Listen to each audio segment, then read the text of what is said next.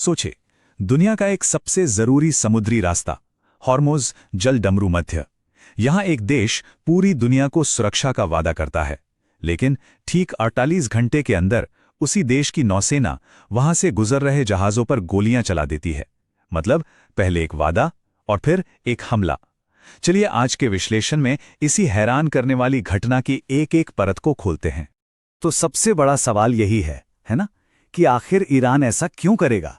पहले जहाज़ों को सुरक्षित रास्ता देने की गारंटी दे और फिर सिर्फ 48 घंटे बाद उन पर गोलियां चलवा दे। ये तो बिल्कुल समझ से परे है। तो चलिए इस सवाल का जवाब ढूंढने के लिए सबसे पहले ये देखते हैं कि उस दिन असल में हुआ क्या था। तो असल में क्या हुआ था? चलिए सीधे चलते हैं उस घटना पर और देखते हैं कि समंदर के बीचों बीच उस दिन क्या क्या घटा।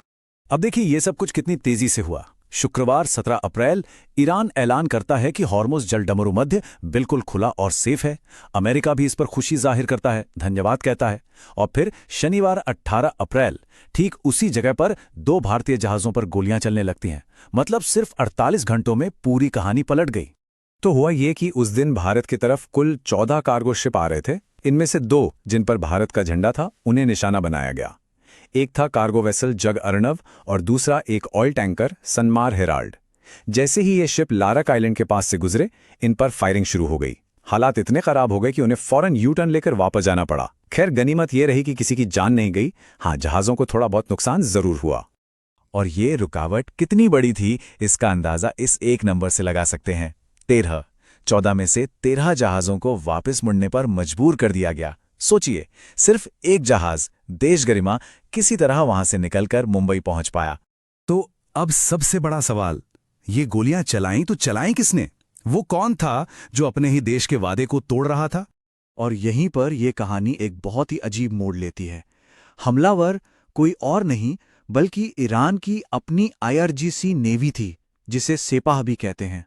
अब देखिए, ये ईरान की रेगुलर आर्मी नहीं है।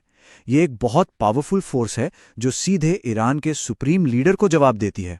तो एक तरफ ईरान का विदेश मंत्रालय वादा कर रहा है और दूसरी तरफ ईरान की अपनी ही एक फोर्स हमला कर रही है। ये कितना बड़ा कंफ्यूजन है, सोचिए। और इसका सबूत भी है, ये कोई हवाई बात नहीं है। सनमार हेराल्ड के कैप्टन का एक ऑडियो मैसेज भी सामने आया जो उन्होंने IRGC नेवी को भेजा था। उसमें वो साफ कह रहे हैं कि आपने मुझे इजाजत दी थी, आपकी लिस्ट में मेरा नाम दूसरे नंबर पर है, लेकिन अब आप गोलियां चला रहे हैं, प्लीज मुझे वापस जाने दें। इस ऑडियो से ये एकदम साफ हो जाता है कि शिप के पास वहां से गुजरने की परमिशन थी। अब जाहिर है इस घटना के बाद भारत और ईरान के रिश्तों में तनाव आना ही था। चलिए देखते हैं कि इसका डिप्लोमैटिक असर क्या हुआ। भारत ने इस पर बहुत तेजी और सख्ती से एक्शन लिया। सबसे पहले तो दिल्ली में ईरान के राजदूत को फौरन बुलाया गया। फिर इस घटना को लेकर एक कड़ा प्रोटेस्ट दर्ज कराया गया और साथ ही भारत ने ईरान को उसका वादा याद दिलाया कि उन्होंने ही सेफ पैसेज की गारंटी दी थी। तो ये तो हुई घटना और उसका असर, लेकिन अब आते हैं असली सवाल पर।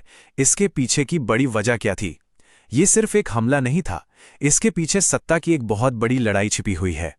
और इस पूरी लड़ाई को समझने के लिए हॉर्मुज़ जलडमरू मध्य की अहमियत को समझना बहुत जरूरी है। देखिए, ये एक पतला सा समुद्री रास्ता है, लेकिन दुनिया के तेल का एक बहुत बड़ा हिस्सा यहीं से गुजरता है। मतलब अगर यहां कुछ होता है तो पूरी दुनिया की इकोनॉमी पर असर पड़ता है। इसीलिए इसे एक ग्लोबल चोक पॉइंट भी कहते हैं। तो असल में लड़ाई है क्या? लड़ाई है कंट्रोल की। ईरान कहता है कि ये पूरा इलाका हमारा है और यहां से कौन गुजरेगा ये हम तय करेंगे। वहीं दूसरी तरफ है अमेरिका, जिसका कहना है कि नहीं, ये एक इंटरनेशनल वाटरवे है, यहां से कोई भी गुजर सकता है और हमारी नेवी यहां मौजूद रहेगी। तो ये कंट्रोल की एक सीधी टक्कर है। तो इसका मतलब क्या निकलता है? इसका मतलब ये है कि ये हमला कोई गलती नहीं थी, ये एक सीधा सीधा संदेश था, एक मैसेज जो ईरान पूरी दुनिया को और खास तौर पर अमेरिका को दे रहा था। संदेश ये था कि हॉर्मुज़ जलडमरू मध्य से गुजरने के नियम ईरान बनाएगा, अमेरिका नहीं। तो अब सवाल उठता है कि आगे क्या होगा? कंट्रोल की इस लड़ाई के बीच में दुनिया के सबसे अहम तेल रास्ते का भविष्य क्या है? जब दुनिया की बड़ी ताकतें इस तरह आमने सामने हों, तो क्या यहां से गुजरना कभी भी पूरी तरह सुरक्षित हो पाएगा? ये एक ऐसा सवाल है जो पूरी दुनिया की ऊर्जा सुरक्षा से जुड़ा है।